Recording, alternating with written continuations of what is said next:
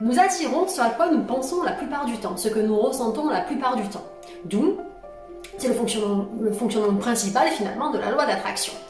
Et pour ce faire, je ne vais pas te parler d'une technique particulière, je vais te parler de l'énergie de ta pensée et de comment finalement utiliser cette énergie de la bonne façon. Donc peu importe les pensées que tu as quotidiennement, c'est environ, selon les chercheurs, plus de 60 000 pensées que nous avons chaque jour, et elles sont récurrentes, c'est-à-dire que tu as quasiment les mêmes pensées que celles de la veille, de l'avant-veille. Et bien sûr, tes pensées sont créées à partir de l'environnement dans lequel tu te trouves, et cet environnement-là, ce n'est pas forcément uniquement la maison ou l'appartement où tu habites.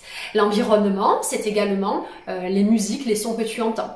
Tu vas te sentir beaucoup plus apaisé si tu entends une musique qui te fait plaisir, plutôt que si tu entends du hard rock, si tu ne supportes pas cette musique. Lorsque tu passes à côté de travailleurs qui sont en train de faire du bruit avec des marteaux-piqueurs, ça te met dans un certain état de stress, donc ton système nerveux s'emballe, et tu n'as pas du tout les mêmes pensées que lorsque tu entends de la bonne musique.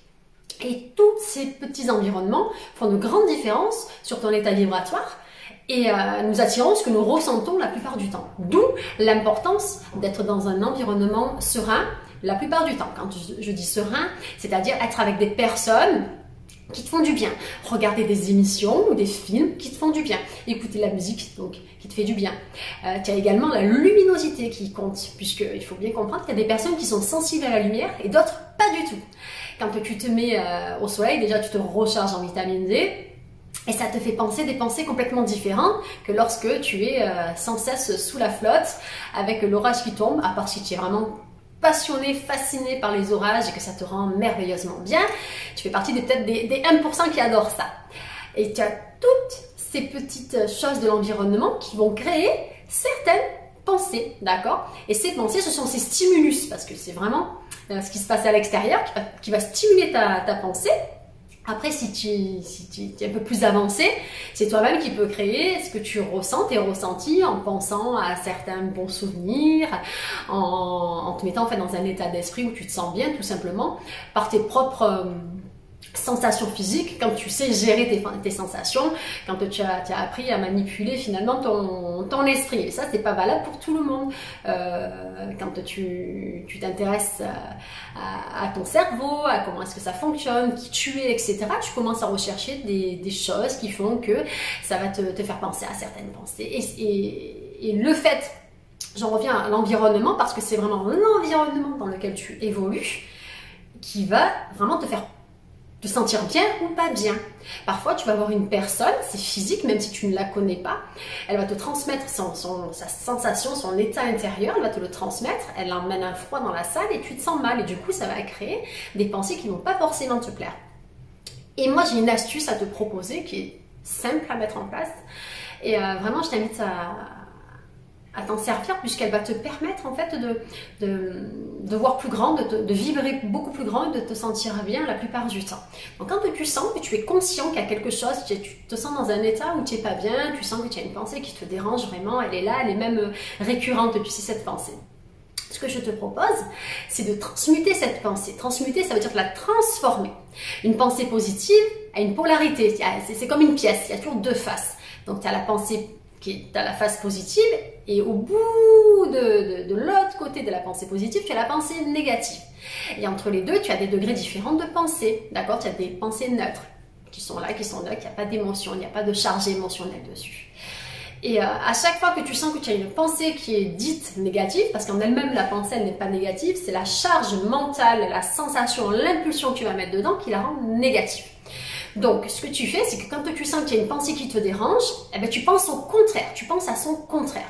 Si par exemple, je vais te donner un exemple concret, tu penses à quelque chose où tu as une image dans ta tête qui est triste, qui est vraiment très très triste, ben, ce que tu fais, c'est que tu vas switcher, tu vas penser, tu vas détourner ton attention et penser à une pensée opposée, c'est-à-dire à une pensée qui te rend joyeux ou joyeuse. Tu vas mettre dans ta tête, tu vas penser à une image ou à une sensation et une émotion que tu as eu dernièrement, ou peut-être un bon souvenir, mais tu as toujours un bon souvenir en arrière-plan en fait. Et à chaque fois que tu ressens une émotion, une sensation, que tu as une pensée qui te dérange, qui est là, qui est en train de te parasiter, ben, tu remplaces, tu switches ta pensée. Et à ce moment-là, tu vas transmuter ta pensée. Et de ce fait, en fait, elle ne va pas pouvoir rester. Tu ne peux pas avoir deux pensées en même temps. Donc c'est soit tu as, je l'ai déjà expliqué dans d'autres vidéos en lien avec les pensées, donc soit tu as ta pensée positive qui est là, tu te sens bien et ça se passe bien et c'est ok. Soit tu as ta pensée négative, mais tu ne peux pas avoir les deux en même temps. Après, c'est à toi, c'est toi le chef d'orchestre, c'est toi la conductrice de ton cerveau, de ton esprit. C'est toi qui laisse stagner la mauvaise pensée ou qui la dégage et qui la remplace par une autre. Et c'est aussi simple que ça. Et par habitude, par la répétition, à force de le faire, c'est comme ça que tu maîtrises de mieux en mieux ton état d'esprit, tes vibrations. Et c'est comme ça, en fait, que tu commences à créer un état vibratoire qui est beaucoup plus élevé, avec de bonnes images mentales. J'en ai déjà parlé également dans une autre vidéo. Tu as des liens sous la vidéo. Et puis, tu fouilles sur ma chaîne, il y a pas mal de vidéos en lien avec l'état vibratoire, en lien avec nos pensées. Puisque peu importe ce que tu fais dans ta vie, peu importe ce qui se passe dans ta vie, c'est toujours en lien avec ce que tu penses. C'est d'abord la pensée qui va te faire, et ta sensation physique qui va engendrer d'autres pensées. Après, la prochaine vidéo, je vais te parler de la technique des 17 secondes. Et c'est vraiment très puissant. C'est pareil, c'est en lien avec la pensée, avec la puissance de la pensée. Voilà.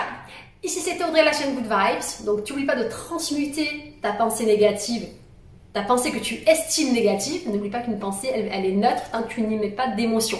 Dès que tu mets une bonne pensée, dès que tu mets une bonne émotion, elle est positive. Et dès que tu mets une mauvaise émotion, une émotion qui te dérange, ben, tu te dis elle est négative. C'est ton interprétation par rapport à ce que tu as vécu ou par rapport à tout ce que tu as vécu auparavant.